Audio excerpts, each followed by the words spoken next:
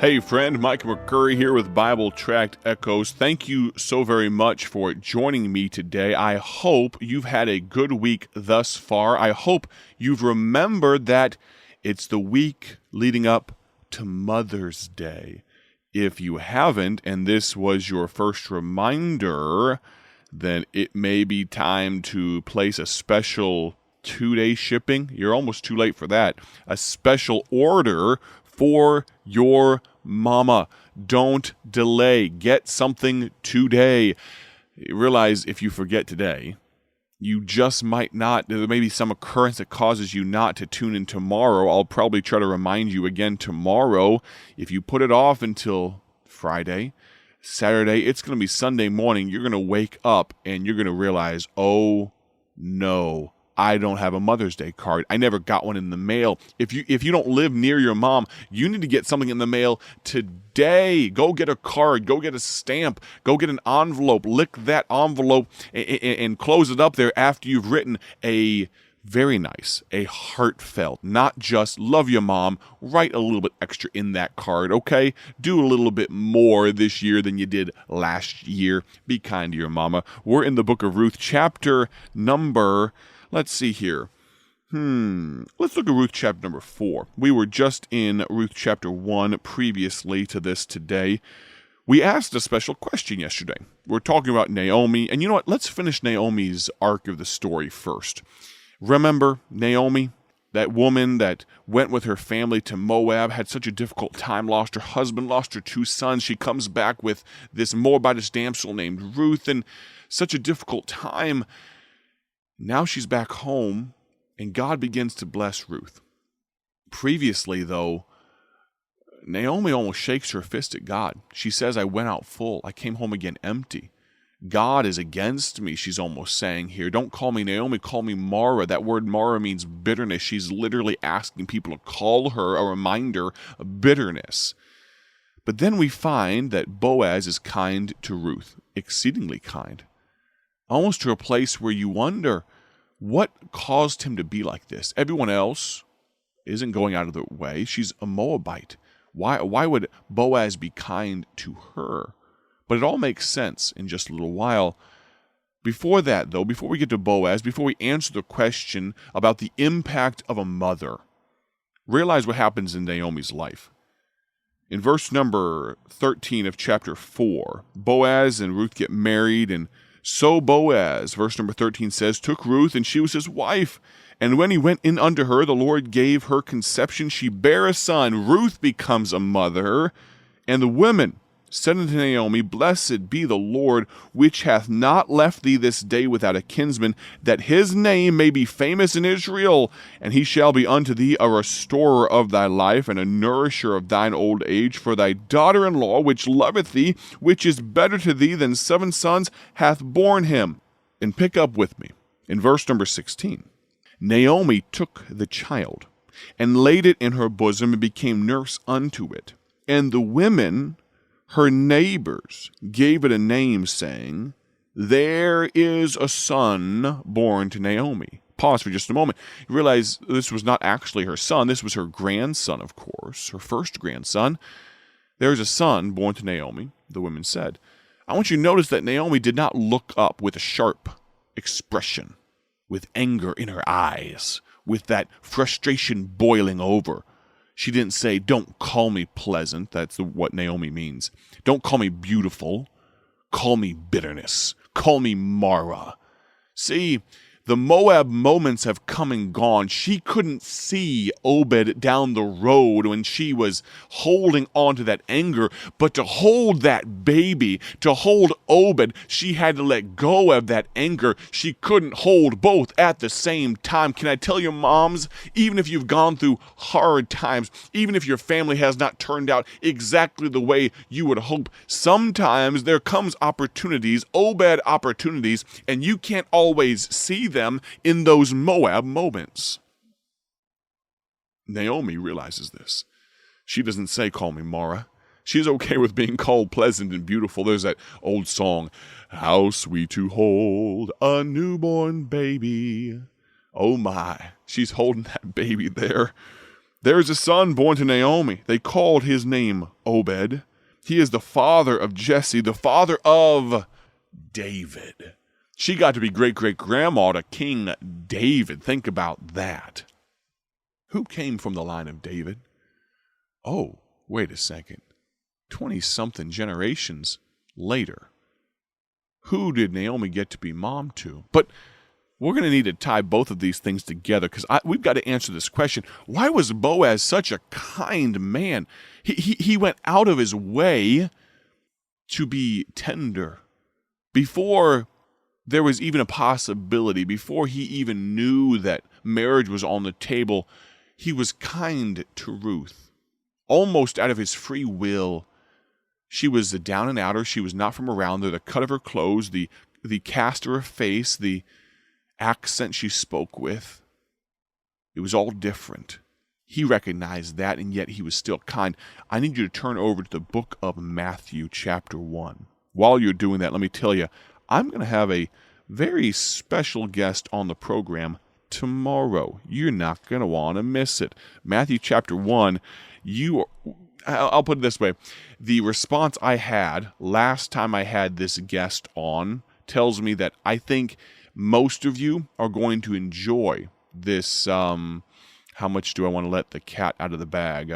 How much do I want to let the little redhead out of the bag? I'm going to have a little girl on the program with me. My little girl. She's going to be joining me tomorrow, okay? Don't tell anybody. We're going to have a good time with Miss Emmy Jane McCurry. All right, let's jump back in here. Matthew chapter 1. Look, if you would, at verse number 4. We're answering the question, who came from the seed of David? You probably already have some idea, right? We realize that it was Jesus. You know that. Think about that. Did Naomi see that coming down the way when she was standing there in the gate of Bethlehem, yelling and screaming, "Don't call me Naomi, call me Mara"? No, she didn't see that, but then she held that baby, and I wonder if in that Obed opportunity she saw down through the generations and remembered the promise of God, the Lion of the tribe of Judah, the Lamb that was slain for the sins of the world. What a thought. Naomi got to be a part of that. But let's answer the question in the next few moments. We've got to wrap up today because I do have a special guest on tomorrow. Why was Boaz so incredibly kind? Why was he so tender? Why was he so thoughtful? Look, if you would, at Matthew chapter 1, verse number 4. And Aram begot Aminadab. Let me say this for just a moment as well. Be very careful about skipping over these genealogies and things as if they're just a bunch of hard-to-pronounce names, because sometimes you get a gem like I found not long ago. It's not original to me. Other men have preached this, and they've done a much better job than I. But man, oh man, this blew me away. I want you to buckle in, keep your hands and feet inside the vehicle. Verse number 4. And Aram begot Aminadab, and Aminadab begot Naasson, and Naasson begot Salmon, or Salmon. And Salmon begot Boaz. Hold on here. Verse 5, Matthew chapter 1. And Salmon begot Boaz. So Boaz is in the lineage of David, of course. He's in the lineage of Jesus Christ. That's amazing.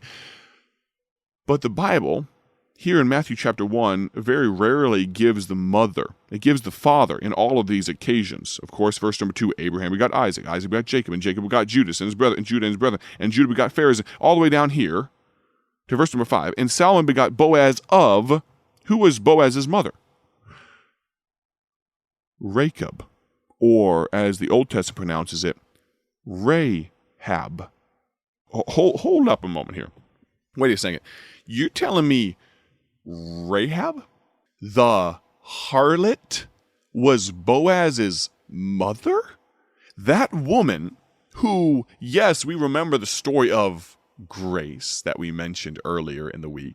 We remember the story of redemption from a difficult circumstance. She was a woman of the night, a prostitute, a woman of ill repute, and yet because of a scarlet cord, God decided to save her and her house from a place called Jericho. And now we find, just a scant generation later, she gives birth. She marries into Israelite royalty and gives birth to a young boy named Boaz. You say, all right, hold up a moment here. What's the point you're trying to make? Boaz, he probably had a natural inclination for being a good kid. You know, there are some kids, they just seem to be nice. And can I tell you, friend, what I believe made the difference in Boaz's life and the reason that he was so incredibly kind to Ruth, even when he didn't have to be, even though he was a mighty man of wealth, he owned those fields that Ruth was gleaning in back in Ruth chapter number 2, those barley fields. Realize this, I believe with all my heart, with true sincerity, that Boaz learned how to treat women at the knee of his mother. A woman who was used, abused, objectified, cast aside, until the God, Jehovah God, redeemed her. Think about that, friend. Think about the fact that the redemption that she experienced from the life of sin and prostitution, and think about how she taught her son, you don't treat women like that, Boaz. You're kind to them. I don't care where they come from. You realize Rahab was not an Israelite herself, but God allowed her to be grafted in, just like us Gentiles. The majority of us get to be grafted in. Oh, my friend, Boaz learned how to treat women because of his mother.